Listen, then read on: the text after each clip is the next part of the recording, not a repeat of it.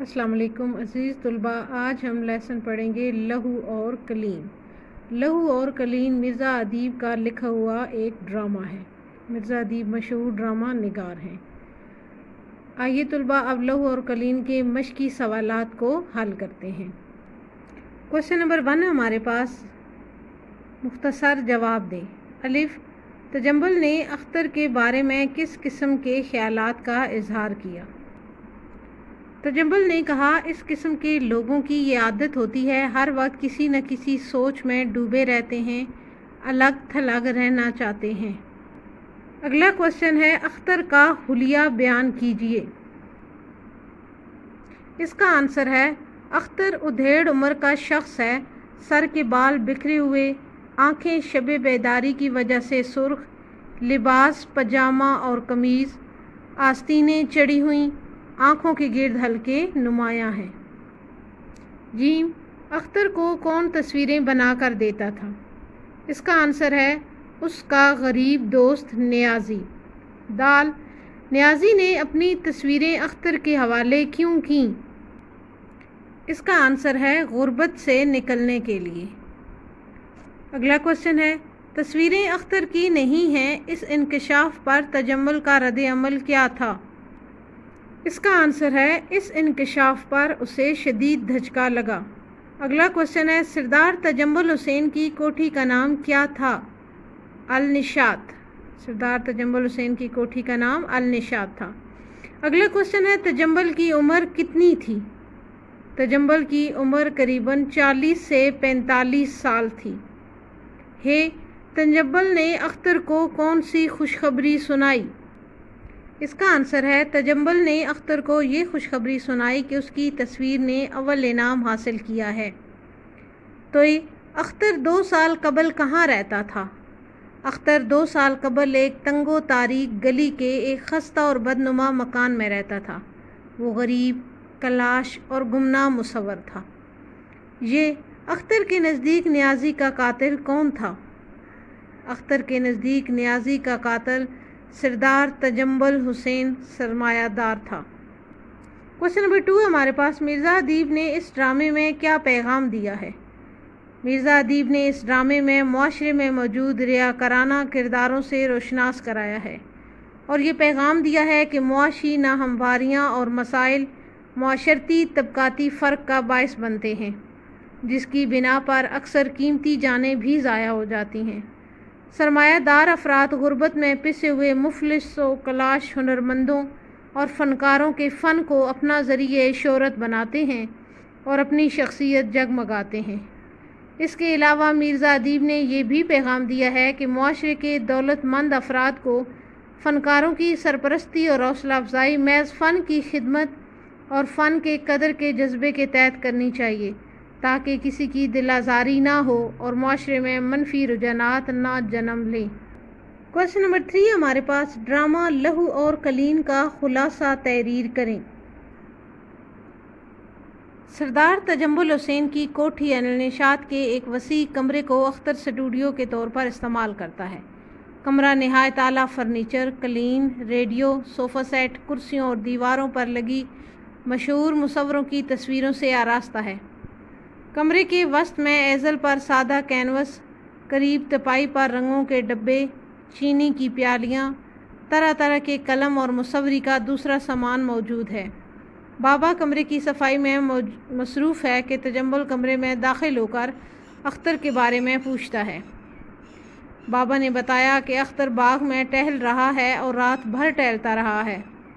تجمل نے بتایا کہ اس قسم کے لوگ اکثر کسی نہ کسی سوچ میں ڈوبے رہتے ہیں۔ تجمل نے بابا کو بلا بھیجا کہ اختر کو بلا کر لاؤ۔ تجمل نے اختر کو خوشخبری سنائی کہ اس کی تصویر کو ججوں نے اول انعام کا مستحق قرار دیا ہے اور کہا ہے کہ میں اس خوشی میں شہر کے تمام معززین کو چہ پر بلا رہا ہوں۔ اختر نے تجمل سے کہا کہ میں یہاں سے جانا چاہتا ہوں۔ تجمل نے اس بات پر غصہ کیا اور اسے یاد کروایا کہ اس نے تمہارے لیے کیا کچھ نہیں کیا اور آج تم ملک کا ایک نامور مصور ہو۔ اختر اپنی بات پر قائم رہا تو تجمل نے کہا کہ میں تمہیں جانے کی اجازت نہیں دے سکتا۔ اختر نے جواب میں طنزاً کہا کہ جس اختر کو آپ ایک تنگ و تاریک کوٹری سے نکال کر اپنے محل میں لائے تھے، وہ مصور اختر مر چکا ہے۔ جو اختر آپ کے سامنے کھڑا ہے وہ ایک چلتی پھرتی لاش ہے۔ تجمل اس بات کو ذہنی پریشانی سمجھ کر ڈاکٹر کو بلانے لگتا ہے، تو اختر اس کو روک دیتا ہے کہ پچھلے 1.5 سال سے جتنی تصویریں میرے نام کے ساتھ اس محل سے باہر گئی ہیں ان میں سے ایک بھی میری نہیں۔ یہ بات سن کر تجمل نے حیرت اور غصے کا اظہار کیا تو اختر نے مزید بتایا، آج سے 2 سال پہلے میں مفلس، کلاش اور گمنام تھا۔ میری تمام تصویریں کباڑیوں اور نیلام گھروں میں کوڑیوں کے بھاؤ بک چکی تھیں۔ میں اپنے ہزاروں ہم پیشہ بھائیوں کی طرح غربت کی چکی میں پس رہا تھا کہ آپ نے مجھے میرے غربت کدے سے نکال کر یہ کمرہ دیا اور ضروریات زندگی سے بے نیاز کر دیا۔ میں سمجھا کہ آپ نہایت اونچے درجے کے ہمدرد اور انسانیت نواز انسان ہیں۔ آپ نے دوستوں کو میری تصاویریں دکھائیں اور بڑے بڑے اداروں میں آویزاں کرائیں اور میری شہرت اخبار اور رسائل تک پہنچی تو میں آپ کو ایک فرشتہ صرف دیوتا سمجھنے لگا، مگر مجھے حقیقت بعد میں معلوم ہوئی کہ آپ کی سرپرستی میں خاص مقصد ہے۔ آپ سوسائٹی میں خود کو اچھا ظاہر کرنا چاہتے تھے کہ میں نے غریب اور مفلس مصور کو اس کی فن کی خدمت کے لیے اپنے ہاں پناہ دی ہے۔ در حقیقت آپ نے اپنی امارت اور شخصیت کی نمائش کے لیے میری ذات اور میرے فن کو استعمال کیا ہے۔ میرے فن کا مقصد آپ کی شخصیت کو جگمگانے کے سوا کچھ نہیں ہے۔ یہ سوچ میرے لیے سہانے روح بن گئی۔ انہی دنوں مجھے میرا ایک ہم پیشہ دوست نیازی ملا۔ میں نے اسے اپنی ذہنی کیفیت بتائی اور کہا کہ مجھے اپنے ہاں رہنے کی جگہ دو۔ میری بات سن کر اس نے کہا کہ میں تمہارے لیے تصویریں بناتا رہوں گا، تم مجھے اتنے پیسے دے دیا کرو کہ میں اور میرا خاندان عزت و آبرو کے ساتھ زندہ رہ سکیں۔ اس ناقابل برداشت تجویز پر اس کا اصرار کم نہیں ہو رہا تھا۔ اسی طرح نیازی کو وقتاً فوقتاً سکے ملتے رہے۔ مجھے بنی بنائی تصویریں اور آپ کو فن کی قدر افزائی پر سوسائٹی میں احترام۔ نیازی روٹی کپڑے کی تکلیف نہیں، مگر میں جانتا ہوں اس کے دل کی کیفیت کیا ہوگی۔ آج جب اس نے سنا ہوگا اس کی بنائی ہوئی تصویر اول انعام کی مستحق قرار پائی ہے تو اس کی کیا حالت ہوئی ہوگی۔ تجمل نے ان تمام باتوں کو ایک فریب اور دھوکہ کہا اور وہ اختر کو ڈانٹنا شروع کر دیا۔ اتنے میں تجمل کے سیکرٹری رؤف نے آ کر خبر کی تصدیق کر دی کہ پہلا انعام اختر صاحب کو ہی ملا ہے۔ ساتھ ہی یہ افسوسناک خبر سنائی کہ اختر صاحب کے کسی واقف کار نے پیغام بھیجا ہے کہ ان کے مصور دوست نیازی نے آج صبح خودکشی کر لی۔ اختر یہ خبر سن کر تجمل سے کہنے لگا کہ نیازی کے قاتل تم ہو۔ قانون تمہیں کچھ نہیں کہے گا، مگر تم انسانیت کے قاتل ہو۔ ایک مصور کے فن کو اور دوسرے مصور کو جان سے مار ڈالا۔ اختر چیخ چیخ کر کہنے لگا، دیکھو لوگو، یہ قاتل ہے۔ تجمل نے رؤف سے کہا کہ اس کو دھکے دے کر نکال دو، اسے پاگل خانے لے جاؤ، یہ خطرناک پاگل بن چکا ہے۔ اختر چیخ چیخ کر بولتا رہا۔ آہستہ آہستہ یہ آواز کم ہونے لگی اور اسی کے ساتھ پردہ گر گیا۔ کوسچن نمبر 4 ہمارے پاس، اس ڈرامے کے کرداروں کے نام لکھیں۔ اس ڈرامے کے کردار: بابا نوکر، تجمل ایک سرمایہ دار، اختر مصور، رؤف تجمل کا پرائیویٹ سیکرٹری۔ کوسچن نمبر 5 ہمارے پاس، مندرجہ ذیل الفاظ کی جمع لکھیں۔ منظر، مناظر، تصویر، تصاویر، باغ، باغات، خبر، اخبار، انعام، انعامات، تکلیف، تکالیف۔ کوسچن نمبر 6 ہمارے پاس، متن کو پیش نظر رکھتے ہوئے خالی جگہ پر کریں۔ الف، ججوں نے تمہاری تصویر کو ڈیش کا مستحق قرار دیا ہے۔ پہلا انعام، میں نے تفصیل معلوم کرنے کے لیے ڈیش کو بھیج دیا ہے۔ رؤف، تم نے ملک کے تمام ڈیش کے مقابلے میں یہ انعام جیتا ہے۔ مصوروں، تمہیں مبارکباد دینے شہر کے ڈیش آ رہے ہیں۔ معززین، سنا ہے ڈیش پر کبھی کبھی ڈیش بھی پڑتے ہیں۔ سنا ہے آرٹسٹوں پر کبھی کبھی دورے بھی پڑتے ہیں۔ میرے ڈیش کی بہتری اسی میں ہے کہ یہاں سے چلا جاؤں، فن کی۔ آپ کے ڈیش کا ڈیش ابھی زمین بوس ہو جائے گا۔ آپ کے تصورات کا شیش محل ابھی زمین بوس ہو جائے گا۔ ہے، آپ سب کچھ سمجھ جائیں گے، یہ کوئی ڈیش نہیں ہے، مہمہ۔ آپ سب کچھ سمجھ جائیں گے، یہ کوئی مہمہ نہیں ہے۔ آج سے 2 سال پہلے میں ایک ڈیش گلی کے ایک خستہ اور ڈیش مکان میں رہتا تھا۔ ایک تنگ و تاریک گلی کے ایک خستہ اور بدنما مکان میں رہتا تھا۔ قانون تمہیں کچھ نہیں کہے گا مگر ڈیش کی نظروں میں تم ڈیش ہو۔ قانون تمہیں کچھ نہیں کہے گا مگر انسانیت کی نظروں میں تم قاتل ہو۔ کوشچن نمبر 7 ہمارے پاس اعراب کی مدد سے تلفظ واضح کریں۔ تجمل، مصور، متعجب، مستحق، اعزاز، معززین، اہتمام، سنجیدہ، معاملہ، معمہ۔ دوبارہ سے دوہرا لیتے ہیں۔ تجمل، مصور، متعجب، مستحق، اعزاز، معززین، اہتمام، سنجیدہ، معاملہ، معمہ۔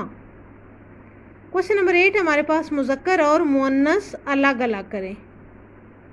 الفاظ ہمارے پاس سرکار، پاجامہ، قمیض، اخبار، مصور۔ اس میں سے مذکر ہیں پاجامہ، اخبار، مصور، مؤنث ہیں سرکار، قمیض۔ مزید الفاظ ہیں تصویر، جھونپڑی، توہین، مہمان، نمائش۔ اس میں سے مذکر ہے مہمان اور مؤنث ہیں تصویر، جھونپڑی، توہین، نمائش۔ کوشچن نمبر 9 ہمارے پاس کالم الف میں دیے گئے الفاظ کو کالم ب کے متعلقہ الفاظ سے ملائیں۔ تجمل، سرمایہ دار، بابا، نوکر، مرزا ادیب، ڈرامہ نگار، رؤف، سیکٹری، اختر، مصور۔ کوشچن نمبر 10 ہمارے پاس درج ذیل کے معنی لکھیں اور جملوں میں استعمال کریں۔ الفاظ ہیں فنکار، شب بیداری، خوشخبری، اعزاز، کارنامہ، شیش محل، کشمکش، نمائش گاہ، سرپرستی، مصور نواز۔ فنکار کی میننگ ہے ہنر مند۔ ہمارے ملک میں فنکاروں کو قدر اور عزت کی نگاہ سے دیکھا جاتا ہے۔ شب بیداری، رات بھر جاگنا۔ 27 رمضان المبارک کو تمام مسلمان شب بیداری کرتے ہیں۔ خوشخبری، اچھی خبر۔ کرکٹ ورلڈ کپ جیتنا پوری پاکستانی قوم کے لیے بہت بڑی خوشخبری تھی۔ اعزاز، عزت والی بات۔ عمیر احمد نے فرسٹ پوزیشن جیتنے کا اعزاز حاصل کیا۔ کارنامہ، غیر معمولی کام۔ 1965 کی جنگ میں پاک فوج کے جوانوں نے یادگار کارنامے سر انجام دیے۔ شیش محل، شیشے کا محل۔ لاہور شاہی قلعہ میں شیش محل واقع ہے۔ کشمکش، کشیدگی، جھگڑا۔ ہنا اسی کشمکش میں تھی کہ سکول جائے یا نہ جائے کہ بارش ہونے لگی۔ نمائش گاہ، نمائش والی جگہ۔ مصوروں کی تصویریں نمائش گاہ میں سجائی جاتی ہیں۔ سرپرستی، مدد کرنا۔ ہر گھرانے کو باپ کی شفقت بھری سرپرستی حاصل ہوتی ہے۔ مصور نواز، مصوروں کی قدر کرنے والا۔ مغل بادشاہ بہت مصور نواز تھے۔ اس طرح سے ہمارا آج کا لیسن مکمل ہوا۔ اگلے لیسن تک کے لیے اجازت دیجیے۔ اپنا ڈھیر سارا خیال رکھیے گا۔ اللہ حافظ۔